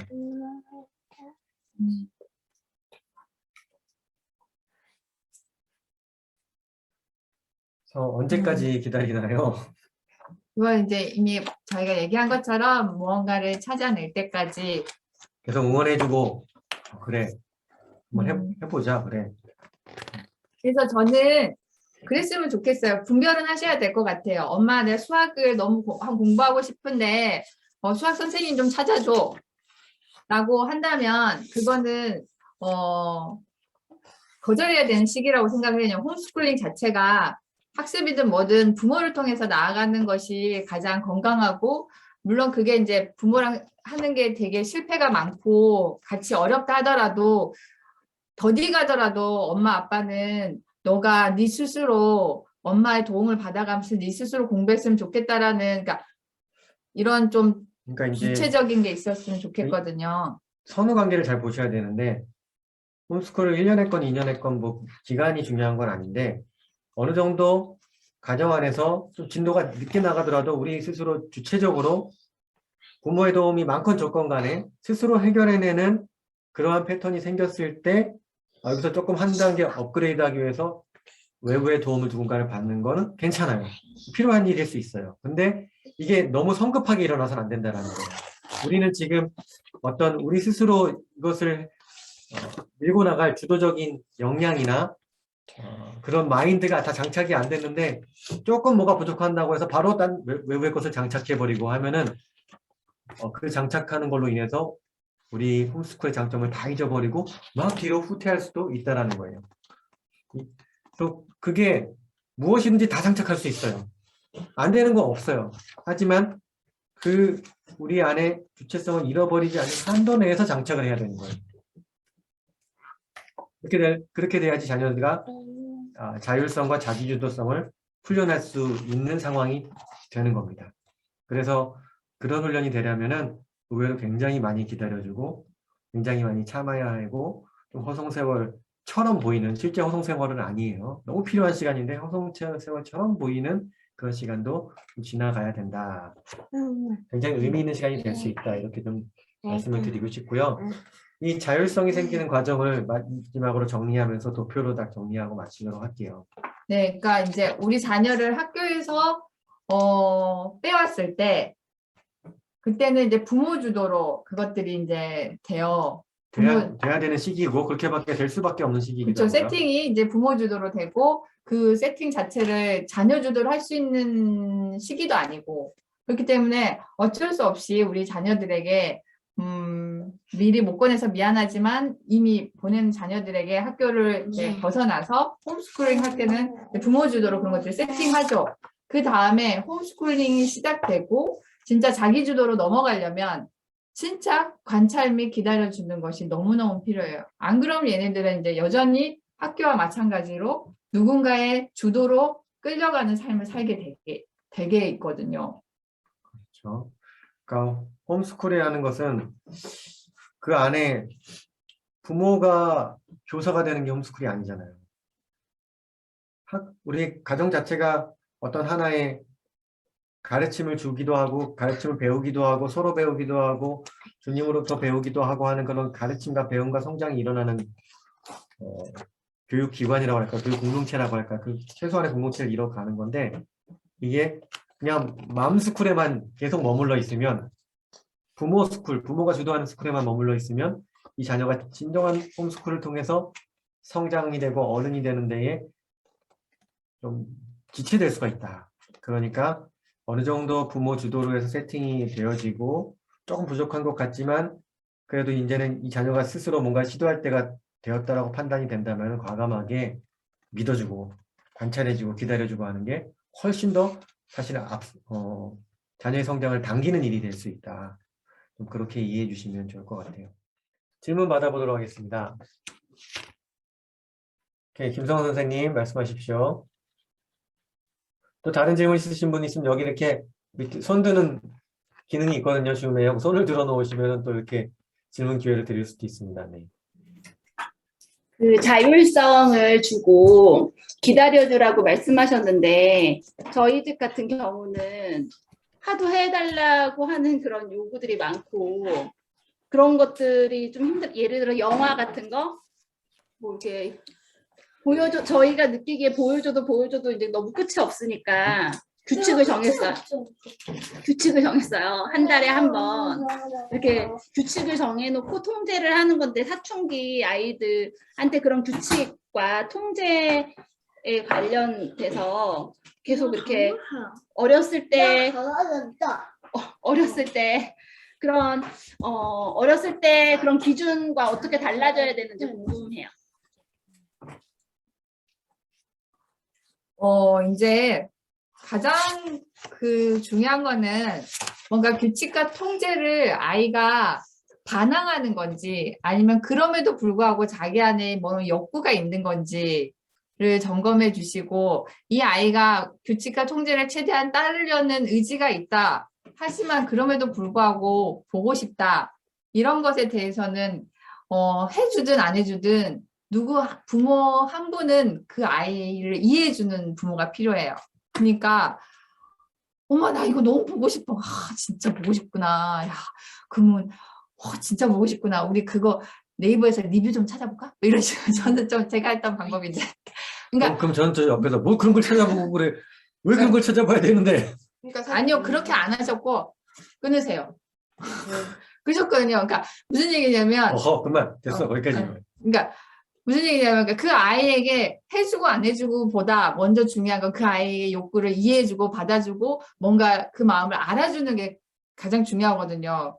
그래서 우리 이제 세연이가 너무 보고 싶어. 엄마 또 너무 보고 싶어. 계속 보고 싶어. 어떡하냐. 근데 아빠랑 이렇게 계획한 게 한 달에 한 번인데 그래서 그래 한번 아빠 기분 좋은데 한번 여쭤볼게. 저희는 이제 아빠 기분 좋은데 이렇게 좀 구슬려가지고 한 달에 저희도 한 달에 한 번이거든요. 영화 보는 게. 근데 이제 대부분 다 이제 전체 관람가에 기독교적 뭐 이렇게 색채가 있는 뭐 이거 난이야 또 난이야 또 난이야 막 이런 식이거든요. 맨날 보는 게. 그러다 보니까 이제 10대 애들은 이제 지쳐가는 거예요. 영화 그만 봤으면 좋겠어. 뭐 이런 식으로.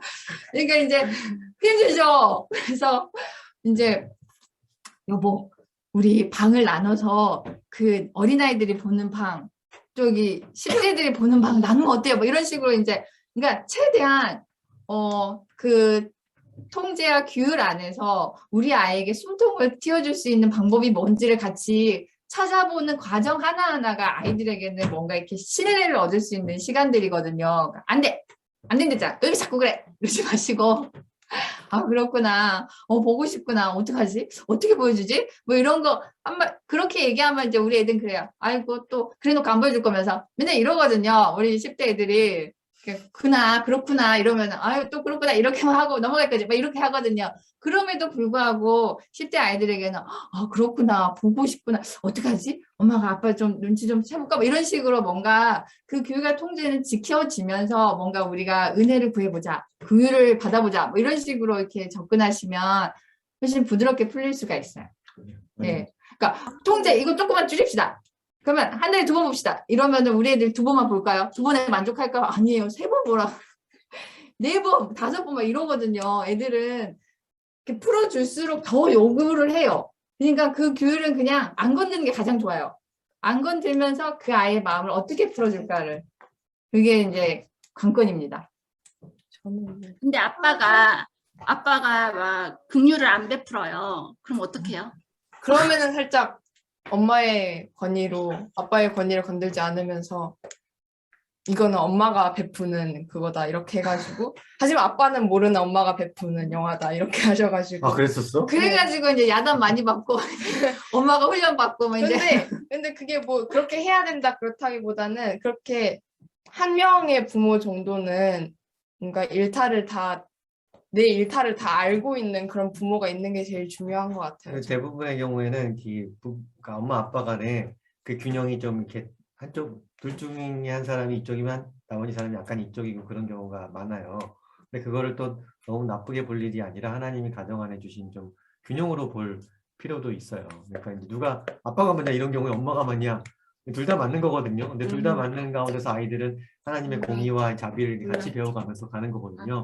그러다가 또 아빠한테 걸리면 진심으로 사죄해요. 진심으로 죄송하고 그렇게 자주 한 것처럼 그러네. 그래서 자주 나쁜 사람이지 뭐. 자주 하지는 못했는데 그래서 뭐 예를 들어서 가요를 듣는 것도 혼자서 듣는 게 아니라 항상 엄마랑 같이 들었었고 그리고 엄마가 뭐 아주 가끔씩 제가 기분이 좋을 때는 그 가요의 가사에 대해서 굉장히 지적도 하셨는데 좋을 때만 좋을 때 기분이 좋을 때 그쵸. 좋을 때 지적해도 이게 날라와요. 뭐 이게.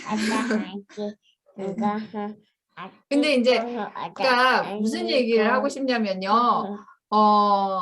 아빠한테 물어봐서 아빠가 된다고 하면 하자 이래버리면은 아빠만 비난을 받을 수 있거든요. 그러니까 세연이네 같은 경우는 또 이제 이게 좀 힘들면 기도해서 응답받고 하자 막 이렇게도 하시고 그러시잖아요.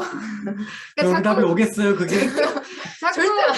자꾸 이제 하나님께 뭐 책임을 전가하는데 아빠한테 책임을 전가한다기보다는 그 세연이의 마음을 알아주는 게 가장 중요한 것 같아요. 되고 안 되고보다 아 그렇구나 보고 싶구나 아 진짜 엄마도 보고 싶네 리뷰 한번 봐보자 하면서 이렇게 영화는 안 보더라도 네이버에 리뷰 있잖아요. 뭐 요약 동영상 나오거나 뭐 이렇게 뭐 이런 거 있잖아요. 트레일러 같은 거.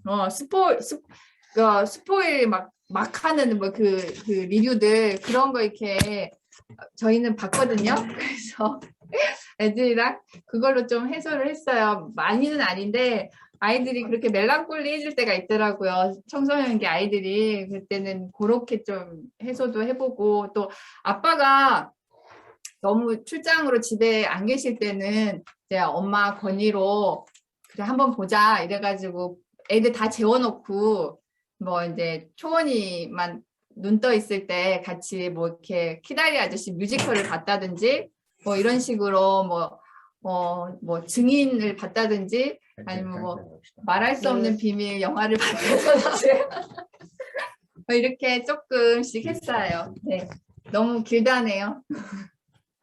네. 다음 질문 받겠습니다. 우리 지성 선생님 댁.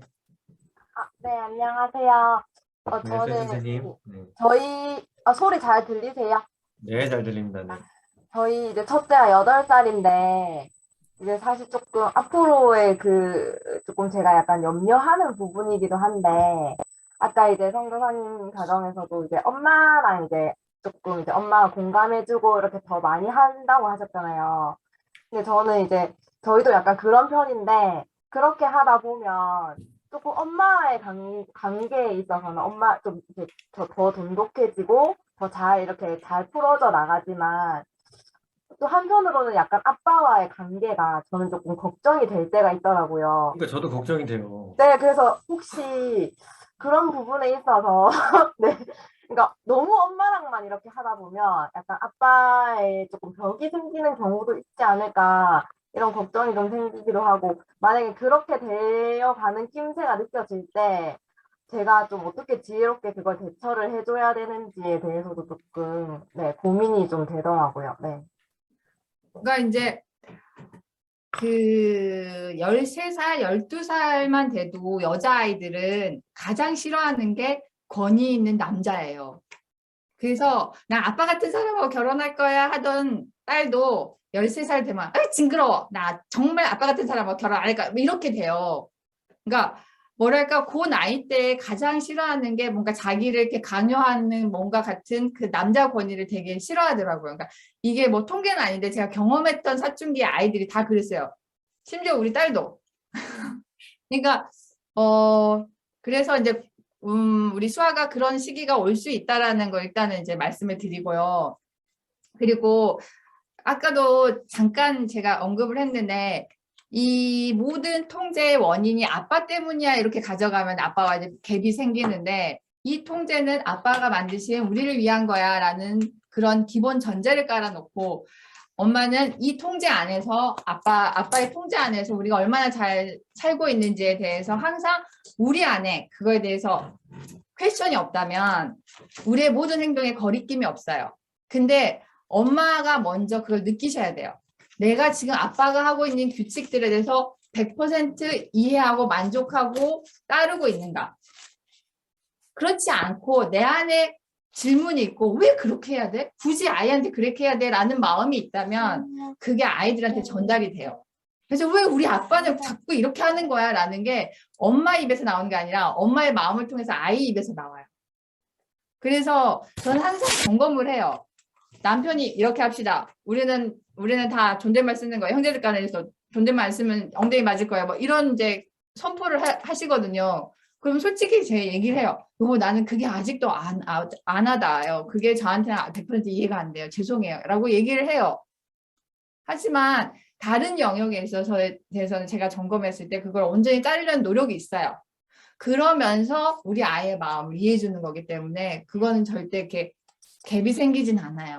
물론 이제 딸이 크면서 아빠에 대해서 되게 이렇게 약간은 엄마 입장에서 더 많이 생각하게 되고 엄마는 너무 불쌍해. 뭐 이런 걸 한다든지 아니면 아빠는 왜 저래야 돼? 이런 게 이제 자연스럽게 생기는 나이가 오거든요. 그 나이 때는 엄마가 아무리 잘해도 그런 생각들이 있을 수 있는 일이기 때문에 그 부분에 있어서는 좀 제가 정보를 드리는 거고 엄마가 먼저 점검을 하시면 돼요. 지금 이렇게 아빠의 그 권위를 내가 온전히 인정하고 있는지 내가 하고 있는지 그거는 나를 통해서 아이들의 반응에서 나올 수 있거든요. 그런데 그럼에도 불구하고 굉장히 극단적인 생각을 많이 하는 시기이기 때문에 사춘기? 네, 아빠뿐만 아니라 엄마도 굉장히 사회 악이 될 수 있는 것 같고요. 네, 근데 사회 악이랍니다.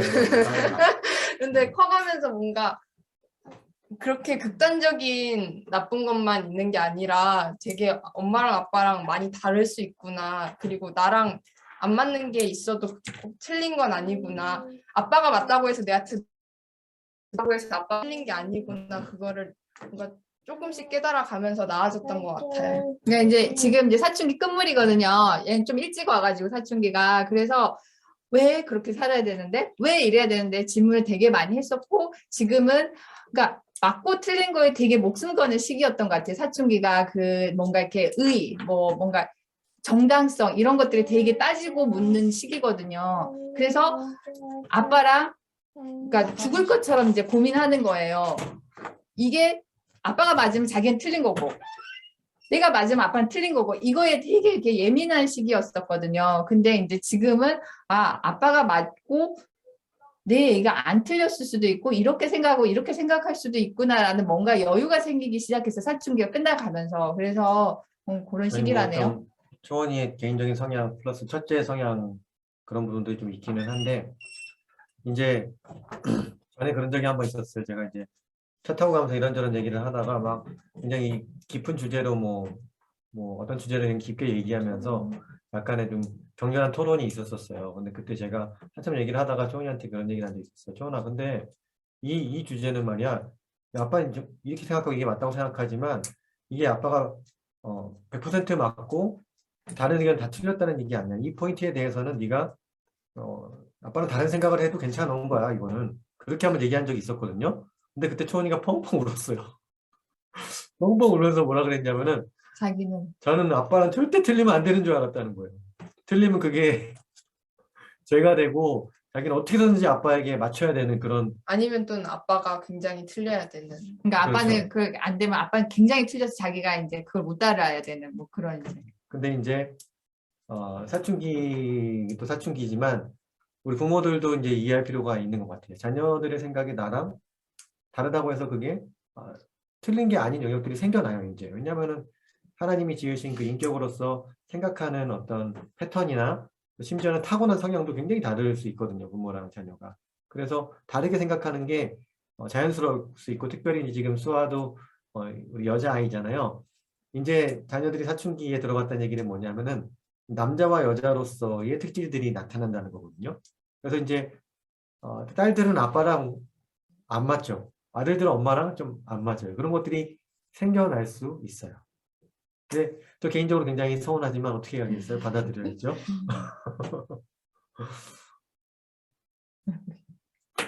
네, 강균 선생님, 이가연 선생님. 네, 저희도 첫째 자녀가 지금 8살인데 이야기를 듣다 보니까 아니 10살에도 올 수 있다는 사실이 좀 굉장히 충격적으로 소연이 빨리 올 것 같아요.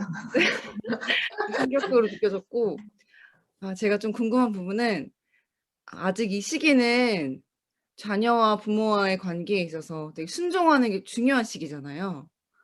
되게 자기 생각이 어떻든지 부모의 말에 대해서는 순종하는 게 되게 중요하고, 그거를 체벌의 끝물 거의 끝난 시점이기도 하고, 그래서 그걸 잡아가는 게 좀 요즘에 저에게 있어서는 좀 중요한 주제거든요. 더 이제 기회가 있을 때 순종 훈련을 더 마무리를 잘 해야겠다 이런 생각을 하는데, 사춘기로 넘어가다 보면 이런 부분에 있어서도 변화가 생길 수 있겠다는 생각이 들더라고요. 말씀을 듣다 보니까. 그리고 사춘기가 되어도 부모의 말에 무조건적인 순종을 한다거나 그게 잘 안 될 수 있을 것 같은데, 그럴 때 부모의 태도나 이런 방향성은 어떻게 잡아야 하는 건지 좀 그런 것들이 궁금해요. 어떤 변화가 생기는지. 이제 그거를 뭐 배운다고 써먹고 그러진 못해요. 선생님이. 뭐, 이게 머리로는 아는데 내 앞에서 막 눈 부라리고 막 이렇게 소리 지르고 있는 애 앞에서 제가 무슨, 이때는 뭐 정확하게 우리 김태우 목사님, 김준수 사모님 얘기했던 것처럼 있잖아요. 아이에게 아이가 어떻게 되는 걸 바라기 위해서 내가 여기서 어떤 반응을 해야 될까 이걸 뭐 생각하고 얘기할 수 있는 그런 여유가 있진 않아요. 특별히 첫째 같은 경우는 그랬던 것 같아요. 김준수 사모님도 이제 첫째, 둘째, 셋째쯤 되니까 이제 그게 이제 조금 그런 거거든요. 그래서 제가 드릴 수 있는 말씀은 청소년기에 정말 많은 말을 들을 수 있구나. 예. 진심이 아닐 수 있구나. 예, 그런 거는. 이게 다 엄마 때문이야. 시작해. 내가 왜 이렇게 사는데 왜 낳았어? 이래. 근데 이제 되게 막 서름이 복받쳐 올 수 있고 그리고 막 이렇게 서로 막 이렇게 싸울 수도 있고 몸싸움이 있을 몸싸움이 수 있을 수 있고 뭐 말싸움과 뭐 그럴 수 있다라는 거를 이제 저는 경험을 했고 사춘기를 지나면서 부모가 참 겸손해지는 것 같아요. 그러니까 저도 그 아이가 어렸을 때는 특별히 또 우리 첫째 아이가 되게 순종적인 아이여가지고 또 성숙한 아이여가지고 되게 콧대가 이렇게 하늘을 찔렀던 것 같아요. 아이는 이렇게 길러야지. 막 이렇게 막 이러면서 이렇게 길러면서 그 선배 선교사님들 가정을 보면은 사춘기 애들 뭐 어떻게 저렇게 애를 기를 수 있어 막 막 그랬거든요. 근데 여러분 기억하세요. 그러니까 정말 부모 나이란 게 무시를 못하는 게 그 사춘기를 겪어보신 그 부모님들의 그 겸손함과 어찌할 수 없음에 이렇게 그냥 참아내는 그것들이 엄청난 연륜이더라는 거 이제 저는 이제 배워가는 시기거든요. 그래서 그런 시기가 오면 이제 공부고 뭐고 다 필요 없는 거예요, 이제. 제발 어긋나지만 않았으면 좋겠다. 제발 밥만 잘 먹었으면 좋겠다. 이제 뭐 이런 시기도 오고 그래요. 그래서 그러니까 이제 자연스럽게 뭔가 아이가 툭툭 치고 나온다 이러면 뭔가 좀 아이 안에 그런 게 있을 수 있구나 하면서 대화는 계속 가져가면 좋을 것 같아요. 이제 소영 같은 경우는 워낙 이제 자기 생각을 좋게 잘 이야기하는 아이니까 물론 이제 얘기하기 전에 순종해야 된다 이런 거를 이제 몸에 습득하면 좋죠. 하지만 이제 어느 시기가 되면 이제 뭐 10살, 11살이 되면은 그래 너의 성격은 어떤데? 그러면서 더 많이 들어주는다면 그 시기를 되게 잘 넘어갈 수 있을 것 같아요. 그러니까 많이 들어주는 거, 그 아이. 그게 네. 사춘기를 넘어갈 수 있는 팁이었던 것 같아요. 네, 물론 그리고 저 이제 전체적인 걸 봤을 때는 어쨌든 어렸을 때부터 홈스쿨을 하면서 순종을 했기 때문에 우리 자녀가 이제 순종이라는 그 기제를 완전히 벗어나진 않아요. 맞아요. 맞아요, 그리고 맞아요. 이제 자기도 알고 있고 그렇게 해야 된다는 게 때때로 이제 그게 안 되거나 안 되고 싶은 거예요. 이제 그래서 좀 그럴 때가 있구나 좀 이렇게 이해해 주는 게 필요한 것 같아요. 네, 김영현 선생님 댁 들어보겠습니다. 저는 오늘 초원이도 같이 있어가지고 초원이한테 좀 질문을 하고 싶은데 사실 초원이네랑 저희 소개해야 되나요? 생명의학교 박경현 김영현 그 부부인데 저희 이제 첫째랑 이제 초원이랑 상황이 되게 지금 비슷한 편이어서 우리 거기도 밑에 동생들이 많고 저희도 밑에 동생들이 많아서 사실 좀 제일 힘들고 좀 그 첫째들이랑 교류하는데 되게 힘든 건 밑에 동생들 때문인 경우가 되게 많거든요. 첫째, 둘째랑 뭔가 시간을 많이 보내고 싶은데 이제 저희도 이제 막내가 이제 두 돌 좀 넘었고 이러다 보니까 이제 그리고 위에 두 아이도 여전히 손이 많이 가니까 그래서 이제 뭐 학습도 마찬가지지만 여러 가지로 좀 시간을 같이 보내는 게 되게 힘들 때가 많이 있더라고요. 그런 점들이 초원이는 그런 것들에 대해서 어떤 걸 느꼈으며 그리고 또 어떻게 그 사춘기 때 극복을 했는지 엄마가 저는 이제 사실 사모님이 선교사님이 되게 그런데도 불구하고 초원이 학습을 계속 지속적으로 열심히 봐주셨었잖아요.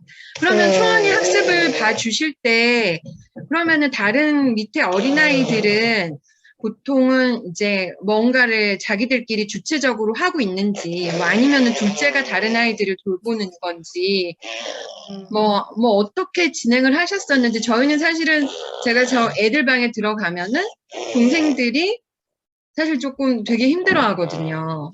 되게 힘들어 하고 여전히 좀 이렇게 우리 막내 같은 경우는 떨어지질 않고, 그게 지금, 우리 초원이는 어떻게 그 시간을 잘 보냈는지.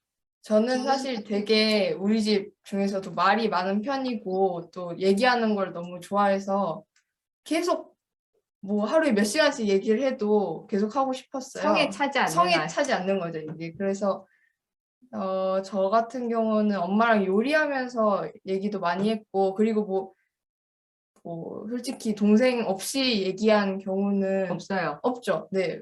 뭐 밤에 애들 다 재우고 크게 싸우거나 뭐 깊은 대화의 시간을 갖거나 그런 그러려고 또 아빠가 와서 네. 빨리 자 이러고요. 아빠 오시는 걸 대비해서 이제 누워서 얘기를 하는 거죠. 네. 아빠 발자국 소리가 나면 이렇게 이렇게 바로 자고. 그런 거 빼고는 그렇게 엄마랑 이렇게 단둘이 있는 시간은 없었어요. 네, 없었어요. 뭐 가끔 아빠가 둘이 얘기 좀 하고 오게 커피숍 한번 보내주고 이런 것도 사춘기의 기간 한 동안 번? 한 번, 네, 두 번, 한두 두 번밖에 번. 없었고 그러니까 그리고 또 가서도 여러 가지 사정 때문에 얘기를 못했고 많이.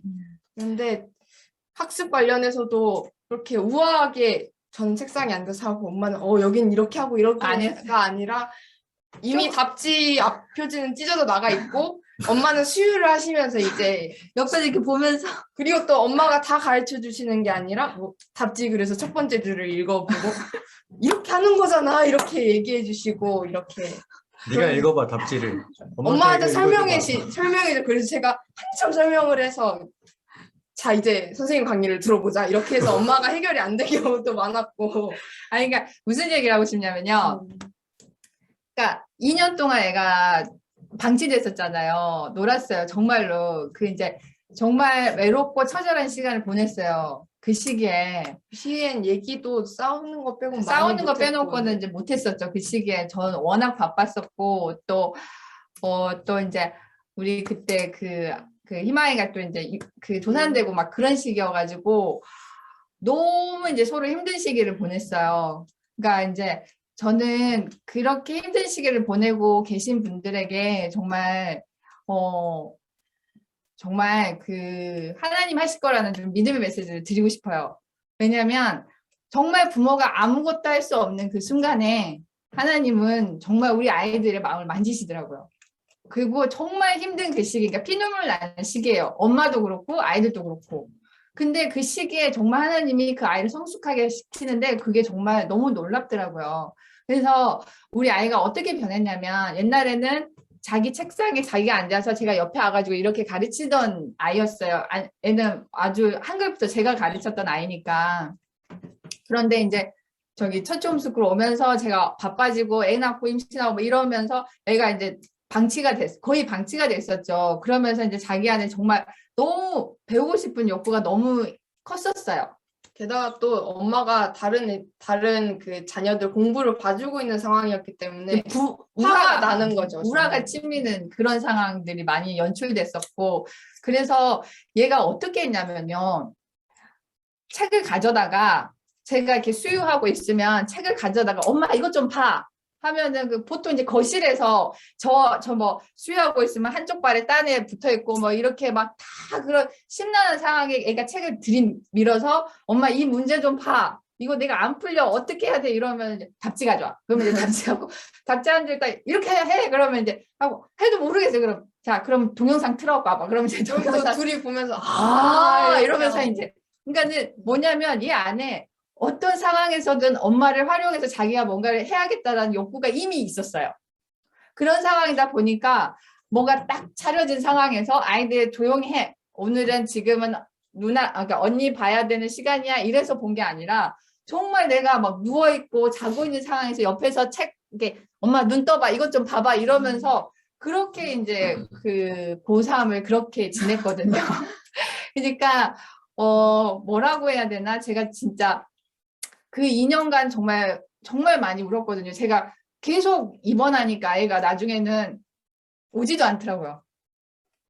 눈 흘리면서 오지도 않던데 그 시기가 지나면서 하나님 되게 많이 이렇게 성숙시켜 줬던 것 같아요. 그래서 그러니까 그 욕구가 생기면서 엄마의 어떤 상황에서도 자기는 이거를 엄마랑 같이 이걸 해 나가겠다라는 게 있으니까 장소가 어떻든 아이들이 울고불고 난리가 나든 그걸 해냈던 것 같고 또 그 밑에 아이들은 이제 그냥 다 놀았죠. 네. 그리고 이제 주체적으로 놀았어요. 자기네들끼리. 아주 주도적으로 놀아서 근데 제가 걔네들까지 건질 수가 있는 상황이 아니었어요.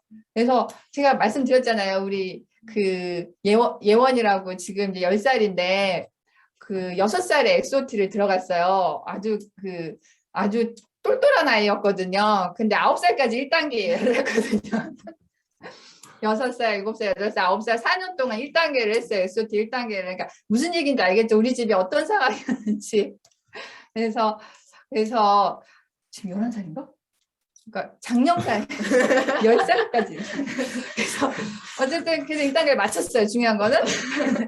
그러니까 이제 그렇게 뭔가 이렇게 아주 저기는 뭐 그런 상황에도 불구하고 애들 다 잠재워 놓고 공부를 했겠지 이런 상황은 아니었어요. 정말 시장 복대기 같은 정말 북적북적한 상황 가운데서 아이들이 그럼에도 불구하고 나는 공부할 수 있어 이러는 그 전환이 일어나더라고요. 우리 아이들에게. 뭐 너무 간절하니까. 너무 간절해지니까. 그러니까 자기 인생에 대해서 뭔가 위기가 있고 뭐 누군가의 도움이 필요한데 엄마는 다른 사람은 절대 안 해줄 것 같고. 그러니까 그게 중요해요. 엄마 나 저기 뭐지 사설인강 좀 끊어주세요 이랬는데 돈 없어서 안 돼 이랬거든요. 여기 무료 강의 있잖아 EBS 좋은 거 있는데 왜 그거 다 하고도 나는 부족해요 하면 엄마 사설인강 끊어줄게 뭐. 근데 그렇게 하라는 의미는 아니지만 네. 그러니까 이제 자기는 빼박 엄마한테 붙어서 뭔가를 해야 된다라는 게 이제 있다 보니까 그러니까 엄마 나 뭐 필요해서 뭐가 해야 돼 이러면은 쉽게 이걸 줘버리면은 아이들이 그거에 막 의지하거든요. 그런데 그것들을 좀 이렇게 해주고 너는 엄마랑 가야 돼, 아빠랑 가야 돼 이렇게. 각 가정의 이제 상황이 다를 수 있겠지만은 한 가지는 좀 공통적으로 우리가 경험해야 되는 게 홈스쿨 가정으로서 우리가 온전한 커리큘럼을 제공할 수 없다라는 거예요. 온전한 시간표는 만들긴 자주 만들죠. 이제 내 온전한 학기. 네, 온전한 시간표를 운영할 수가 없다라는 거예요. 근데 그게 그냥 우리 가정에 허락된 상황이고 그 안에서 하나님이 주신 성장들을 이뤄낼 부분들이 분명히 있다라는 거예요. 놀랍게도. 저희 애들이 밑에 애들 정말 제가 보기에는 저희 아내가 초원이만 봐주는 것 같았어요. 다른 애들은 전혀 신경을 안 썼기 때문에 그 시기에. 같았어요. 아니 그러니까 초원이만 봐준 게 아니라 초원이만 저한테 왔어요. 그러니까요. 그러니까 저는 계속 수유를 하고 있었고 하루에 깨어있는 시간 동안 중에 10시간 이상을 수유를 했기 때문에 근데 이제 저는 괜찮다고 생각했어요. 왜냐하면 애들 놀고 있었던 건 맞는데 놀면서도 그 안에 알게 모르게 생산적인 일들을 해요, 애들이요. 뭐 자기가 뭐 글을 쓰는 경우도 있고. 근데 그 글이 굉장히 논리적인 글이 아니라 굉장히 이상한 뭐 스토리를 썼다든지 뭐 이렇게 퇴폐적인 이야기를 썼다든지 그런 경우가 많지는 않았잖아요. 아니 그러니까 아빠 그런 글에 이제 숨겨놓는 거죠. 그랬다가 제가 몰래 찾아보면 뭐 이렇게 뭐 누구를 왕따를 시키고 뭐 학교를 갔는데 뭐 이런 이상한 소설을 쓴다든지 뭐 이렇게 아빠가 모르는 여러 가지 이제 이야기들이 있는 거죠. 네, 제가 네. 상황을 너무 항상 긍정적으로만 보는 달란트가 있어갖고 별로 그런 거에 스트레스를 안 받나 본데 아무튼 그런 영역에서 온전한 걸 제공해보지 못한다 할지라도 우리 자녀들을 어떤 사람들은 이런 걸 아주 적극적으로 표현해갖고 어렸을 때 많이 놀려라 막 이렇게까지 표현하는데 우리가 놀리지 않아도 상황 자체가 그렇게 꼼꼼하게 아이들을 연령대에 따라서 또는 뭐 첫째, 둘째, 셋째 다 챙겨가면서 탁탁탁 해줄 수가 없는 게 홈스쿨이고 그게 더 어떻게 보면 사람의 성장에 있어서 자연스러운 과정과 결과를 낳지 않나 저는 그렇게 말씀드리고 싶어요. 그래도 엄마랑 얘기를 되게 많이 했고 왜냐면은 수유할 때 계속 붙어 있었어요. 네. 그래서 애기 재우면서도 얘기 많이 하고 요리하면서도 얘기 많이 하고 정말 따다따다 쉴 새 없이 계속. 할 말이 그때는 되게 많았었어요. 그렇게 뭐 누구를 만나는 것도 아니었는데. 네. 그건 초원이 개인적인 성향인 거예요? 아니면 그때 시기가 그래서 그런 거예요? 근데 지금도 얘기가 많고 그런데 살짝 희원이도 그러니까 이제 네. 제가 그래서 놓친 게 있는데 선생님 첫째는 자꾸 이렇게 저한테 와서 자꾸 저한테 앵기는 스타일이에요. 그래서 얘기를 많이 했는데 알고 보니까 둘째도 셋째도 엄마랑 얘기를 너무 하고 싶었던 거예요. 근데 이제 그걸 못 챙겨줬죠. 근데 이제 둘째가 사춘기가 왔어요. 오면서 좀 더 심하게 튕겨져 나가더라고요. 보니까. 얘기를 많이 하고 그러니까 그 관계를 많이 맺을수록 훨씬 더 싸우더라도 이렇게 품 안에서 이렇게 품을 수 있는데 뭔가 이렇게 내가 뭔가 그 얘기가 좀 덜해진 아이들은 이렇게 튕겨져 나갈 때 좀 멀리 더 튕겨져 나간다라는 이제 마음가짐을 가지셔야 돼요. 예. 그것도 있고. 하지만 그럼에도 불구하고 이제 하나님 믿고 이제 그 자녀와 계속 관계를 가져가려고 노력하시면 기회를 주시는 것 같아요, 하나님께서. 네. 혹시 또 더 하실 말씀 있으신가요?